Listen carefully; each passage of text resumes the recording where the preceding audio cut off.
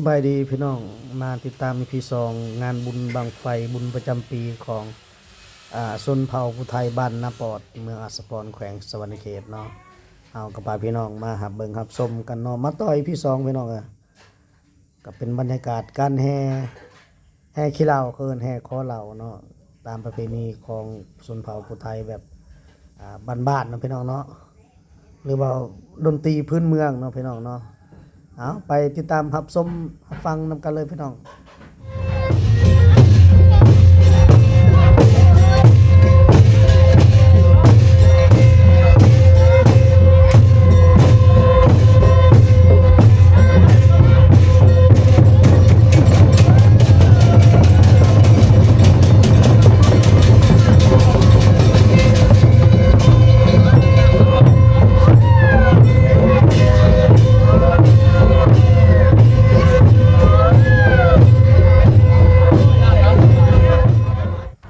นี่ก็ฮอดเวลาลำเนาะหรือเวลาฟ้อนของน้องๆนักเรียนประถมและมัธยมของบ้าน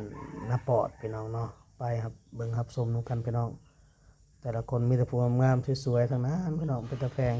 ตะมุตะมิ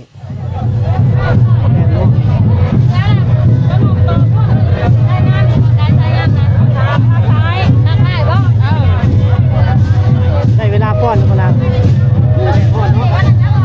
ฟ้อนตอนแรกฟ้อนเลยพี่น้อง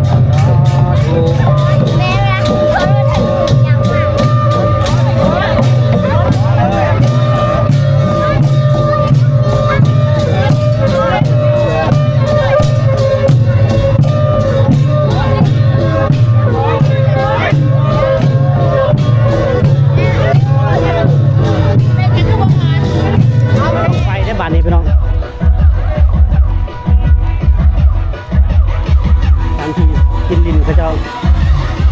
พูดพี่น้องนี่กระบอนบนจุดบังไฟเนาะกับบังไฟก็จุดยากจุดซาพี่น้องนั่นขึ้นหน้านั่นเลยทางบ่จอยก็เลยถ่ายให้เล็กน้อยแล้วก็พากันไปกินข้าวที่เรือนของเบากงนาปอดพี่น้องเนาะ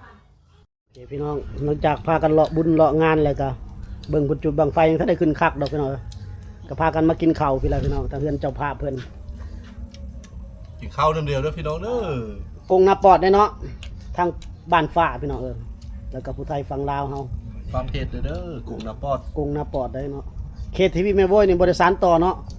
ป้าหึงจังลงเท่านึง ทาง YouTube เปิ้นมาคิดเคทีวีแม่โว้ยพี่น้องเป็น มัน ช่อง หมดจากไล่ท่ายเดี๋ยวนี้ เป็นช่องตำนานแล้วพี่น้องปล่อยปะแล้วแต่ก่อนนี่ถือว่าปังสุดๆแล้วพี่น้องเอากินข้าวกินน้ำก่อนพี่น้องเราจะออกไปเลาะๆงานนี่พี่น้องเนาะโอเคเนาะขอจบคลิปไว้ณตอนนี้เลยพี่น้อง ต้มซุปพอดี พบ ย่า กันใหม่ใน EP หน้าสำหรับพี่สำบายดี ง